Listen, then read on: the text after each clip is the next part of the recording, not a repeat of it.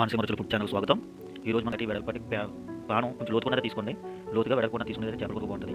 కొంచెం ఆయిల్ పోసుకొని 3 టేబుల్ స్పూన్లు ఉల్లిపాయ వేసుకొని చేపల కూరకి వేసుకొని కొంచెం కలుపుకున్న తర్వాత అందులో బెండకాయలు తరుగు పెట్టుకున్న తర్వాత బెండకాయ చిన్న ముక్కలు కింద తల తోక తీసేస్తే మన బెండకాయలు మిగిలిపోతుంది. కొద్దిగా పచ్చి వాసన అంటే ఎక్కువ మగ్గకుండా కొంచెం పచ్చి పచ్చిగా ఉండేటట్టు వేసుకున్న తర్వాత అందులో టమాటా, పసుపు, కారం మాత్రం చేపల కూరకి స్పైసీగా ఉండాలంటే అప్పుడు టేస్టీగా ఉంటుంది. నేనైతే కొంచెం స్పైసీ తక్కువైంది. అలాగే మీరు 5 స్పూన్స్ వేసుకోవచ్చు, 7 స్పూన్స్. కొద్దిగా ఘాటుకున్న కారం అయితే తక్కువ వేసుకోండి, ఘాటులేని కారం చెప్పి వేసుకొని వేసుకున్న తర్వాత అందులో కొద్దిగా ధనియాల పొడి, జీలకర్ర పొడి వేసుకొని వాటర్ వేసుకొని లేదు ట్రాన్స్ఫర్ చేసుకున్న తర్వాత ఇది చేపల పులుసు అయితే కరెక్ట్గా మనకి ఒక నిమ్మకాయ సైజ్ పెద్ద నిమ్మకాయ సైజ్ మీద కొంచెం పెద్దగా తీసుకొని ఇలా పులుసు అయితే చేసుకొని ఇలా వేసుకొని ఎక్కువ మరిగితే అంత రుచండి.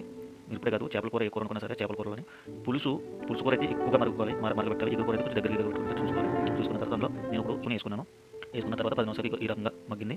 చూసారు కదా, మన ఛానల్ ఎవరైనా సబ్స్క్రైబ్ చేసుకోండి. అలాగే నాకు సపోర్ట్ చేయండి, మంచి వీడియోలు అన్నీ వస్తాయి. ఇప్పుడు వీడియోస్ కొంచెం లేట్గా పెట్టడం కారణం నాకు కొంచెం పని ఒత్తిడి ఎక్కువ అవుతుంది. దానివల్ల ఎడిటింగ్ చేసి వాయిస్ ఓవర్ రిత్తిగా అప్లోడ్ చేయకూడదు అనుకున్నాను. ఈ రోజు నా వీడియో ప్రతి వాయిస్ ఓవర్ వస్తూ ఉంటుంది.